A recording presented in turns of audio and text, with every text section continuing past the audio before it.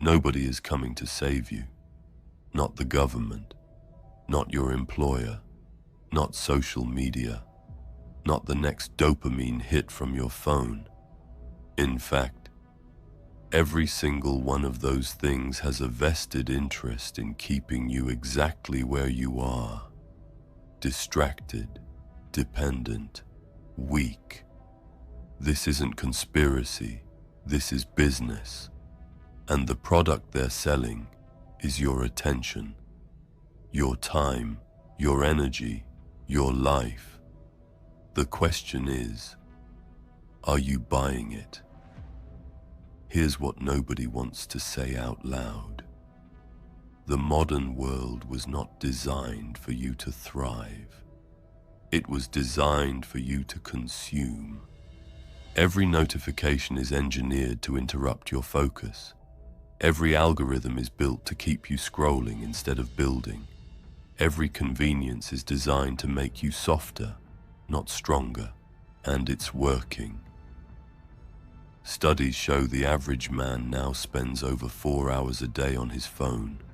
That's 28 hours a week, over 1,400 hours a year. Think about what you could build in 1,400 hours. A business, a body, a legacy.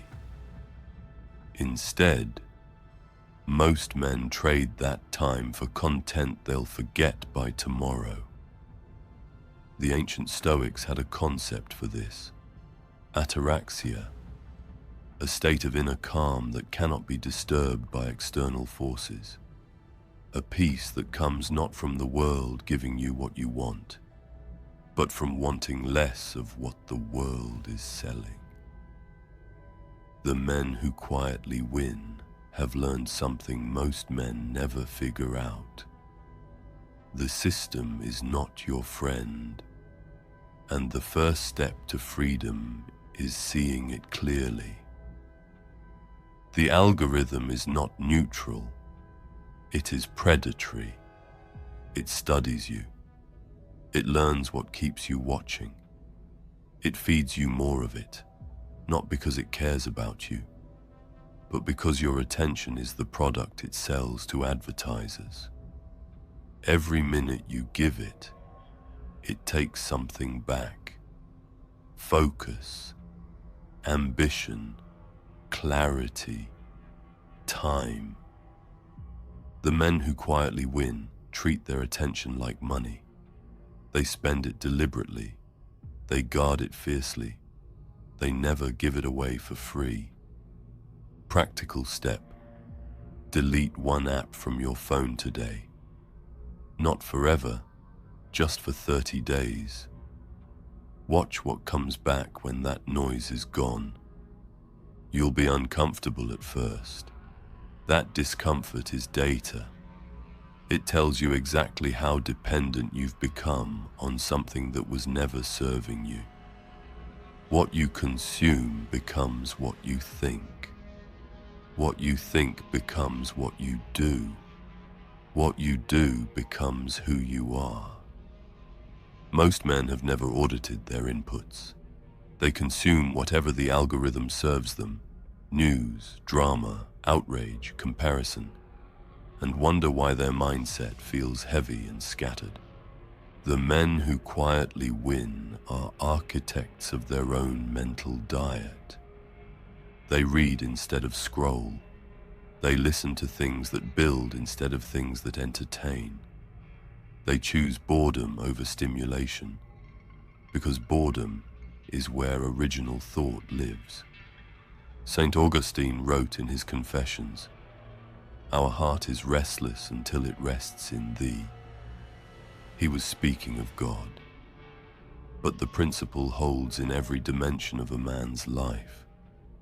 A restless mind seeking constant stimulation will never find peace. And a man without peace cannot build anything that lasts. Audit your inputs this week. What are you feeding your mind? Does it make you sharper or softer? The modern world has removed almost every natural challenge from daily life. Food is instant. Entertainment is instant. Communication is instant. Comfort is the default, and men are paying the price for it. In their bodies, their discipline, their sense of self-worth. There is something that happens to a man when he does something hard, something ancient, something that no amount of comfort can replicate. He earns his own respect. The men who quietly win build difficulty into their lives intentionally, not because they're masochists, but because they understand something the comfortable man never learns. Hardship is the factory where character is made. Wake up early when you don't have to. Fast when food is available. Train when you're tired.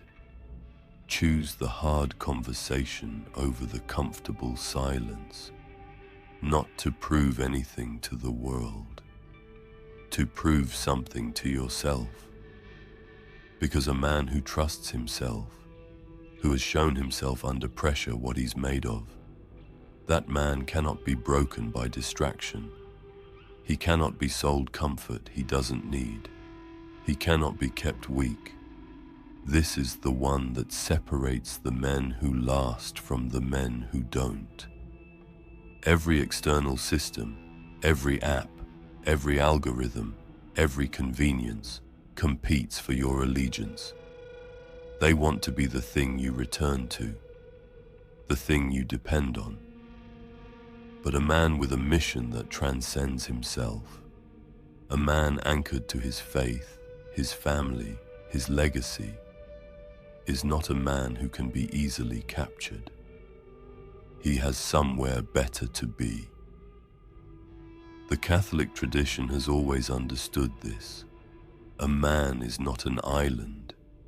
He is a steward of his time, his talent, his family, his soul.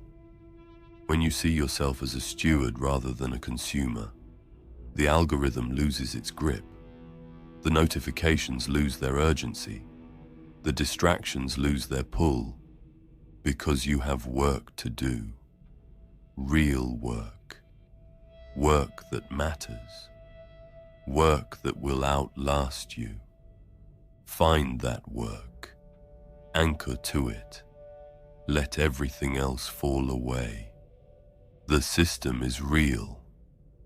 The design is intentional. And most men will never wake up to it.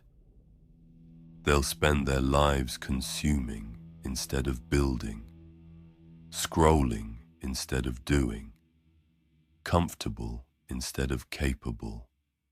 But not you. Not after this. Starve the algorithm. Rebuild your inputs. Do hard things on purpose. Anchor to something bigger than yourself.